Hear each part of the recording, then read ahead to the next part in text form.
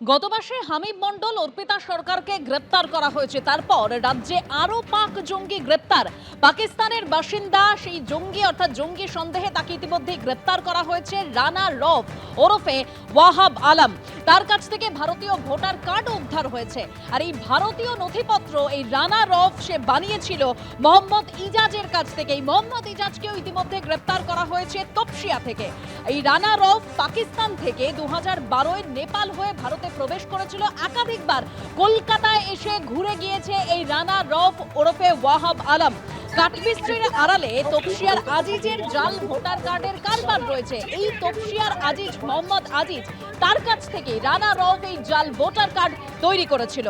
ISI এর চর হিসেবে এরাজ্যে প্রবেশ করে রানা রফ নেপালের মাধ্যমে, তারপর একাধিকবার কলকাতায় এসে ঘুরে যায়। যেরকম আপনাদের জানাচ্ছিলাম, আইএসআই এর চর হিসেবে এরাজ্যে ঢুকে সেনা ও রেলের উপর নজরদারি চালাচ্ছিল এই রানা রফ। আর কি কি তথ্য এখনো পর্যন্ত বেঙ্গল এসটিএফের হাতে এসে পৌঁছেছে আমি জানবো। আমাদের প্রতিনিধি আবির দত্ত রয়েছেন আমাদের সঙ্গে। আবির, তবে এখনো পর্যন্ত বেশ কয়েকজনের নাম ইতিমধ্যে তদন্তকারী আধিকারিকরা পেয়েছেন। এই যে রানা রফ যাকে গ্রেপ্তার করা হয়েছে, তার কাছ থেকে যে ডিজিটাল ডিভাইস থেকে আরম্ভ করে নথি পাওয়া গিয়েছে, বেশ কয়েকজনের নাম পাওয়া যায়। তার মধ্যে হানিফ চৌধুরী আছে, কাসিফ আছে এবং ইজাজ, যে ইজাজ তপসিয়া অঞ্চলে এই রানা রফকে নিয়ে এসেছিল এবং সেখানে নিয়ে এসে তার নামে ভুয়ো আধার কার্ড ভোটার কার্ড বানানো হয়। এবং ঠিক এসআইআর এর আগে, এসআইআর এর প্রক্রিয়া চলাকালীন যখন ডাকা হচ্ছিল সবাইকে, সেই সময় থেকেই সে সেখান থেকে আর তাকে দেখা যাচ্ছিল না। এই যে তোমাকে বললাম হানিফ চৌধুরী, কাসিফ এবং হারুন সর্দার, এই ধরনের যে নামগুলো রয়েছে, এই ব্যক্তিরা সব নেপালের কাঠমান্ডুতে বসবাস করে। এরা সবাই পাকিস্তানি এবং এদের সঙ্গে যোগাযোগ সম্পূর্ণভাবে ছিল এই রানা রাউফের। যে রানা রাউফের পুরো নাম হচ্ছে রানা রাউফ খালিদ ওরফে স্বামী ওরফে ওয়াহাব আলম। এই যে ওয়াহাব আলম নামটি, এই নামটি ব্যবহার করা হয়েছিল আধার কার্ড ভোটার কার্ড তৈরির ক্ষেত্রে। এবং তার কাছ থেকে পাওয়া বিভিন্ন ডিজিটাল এভিডেন্স থেকে যেটা তদন্তকারীরা নিশ্চিত হচ্ছেন, যে রেলের বেশ কিছু ছবি এবং রেলের এস্টাবলিশমেন্ট ছাড়াও রেলের যে আধিকারিকরা বিভিন্ন জায়গায় আছে তাদের মুভমেন্ট, এবং তার সাথে সাথে আর্মিদের বেশ কিছু মুভমেন্ট, সেগুলো সে লক্ষ্য এবং ছবি তুলছিল, যেগুলো সে বিভিন্ন জায়গায় পাঠিয়েছে। এই যে ব্যক্তিদের নাম বলছি, এদের কাছেও পাঠানো হয়েছে কিছু, এবং এদের সঙ্গে আইএসআই এর লিঙ্ক রয়েছে এমনটাই নিশ্চিত তদন্তকারীরা।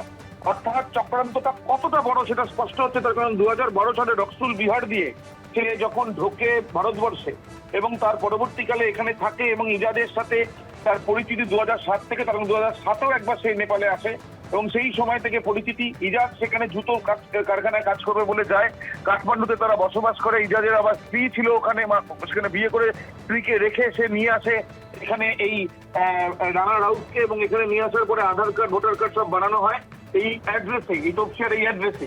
পরবর্তীকালে যখন এসআইআর প্রক্রিয়া চলছে এবং সেই প্রক্রিয়া চলাকালীন যখন হিয়ারিং এর প্রক্রিয়া চলছে, তখন থেকে এলাকার বাসিন্দারা রানা রাউফকে দেখতে পাচ্ছেন।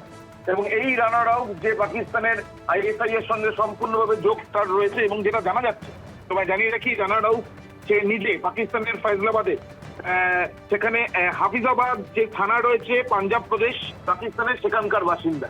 এবং তার সাথে সাথে যেটা জানা যাচ্ছে যে বাংলাদেশে বনগা দিয়ে বাংলাদেশে এসে চলে যাওয়ার পরিকল্পনা ছিল। তাৎপর্যপূর্ণ বিষয় হচ্ছে রাত্রি 11টার সময় তদন্তকারী আধিকারিকরা হাবড়া চৌবাগা যে বাজার রয়েছে সেখানে তার মুভমেন্ট প্রথমে লক্ষ্য করে, এবং তারা সে যে বাংলাদেশে চলে যাবে সেখানে বেনাপোলের কাছে তাকে রিসিভ করার জন্য বেশ কিছু মানুষ অপেক্ষা করছিল, সেই তথ্যও জানতে পেরেছেন তদন্তকারীরা।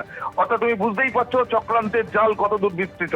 দেশ বিরোধী কার্যকলাপ করার জন্য রেল এবং আর্মি শুধু নাকি আরো অনেক কিছু লক্ষ্য তাদের ছিল। কারা কারা রয়েছে এর পেছনে? টাকাও কি ক্রিপ্টোকারেন্সির মাধ্যমে এসছে, নাকি এই ক্ষেত্রেও হাওয়ালার মাধ্যমে তারা দিনের পর দিন টাকা পেয়েছে এবং ভারতীয় নথি তৈরি করে সেইভাবেই দিনের পর দিন ভারত বিরোধী কার্যকলাপে না লিপ্ত, সেটা জানার জন্যই তাকে জিজ্ঞাসাবাদের প্রক্রিয়া চালানো হচ্ছে। তাকে ইতিমধ্যে যেটা জানা যাচ্ছে যে হেফাজতে পাওয়া গিয়েছে এসটিএফ এর তরফ থেকে, এমনটাই এসটিএফ সূত্রে খবর। ধন্যবাদ আবির।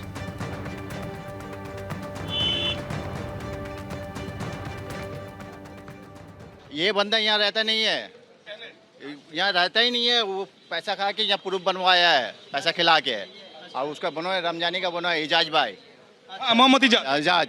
वो अपना प्रूफ बोला मेरा भाई है, हम उसको कितना मरतबा बोले भी ये गलत कर रहे हो तुम। ये जो राना राउत जिसका पिक्चर देखा आप? हाँ, ये तो वाप नाम है इसका। हाँ, ये काठमांडू में रहता है। यहाँ रहता ही नहीं है सर। इजाज शुरू से रहता है, शादी करके शुरू से ही है सर। कुछ टाइम के लिए वहाँ यहाँ पर आया था उसके साथ।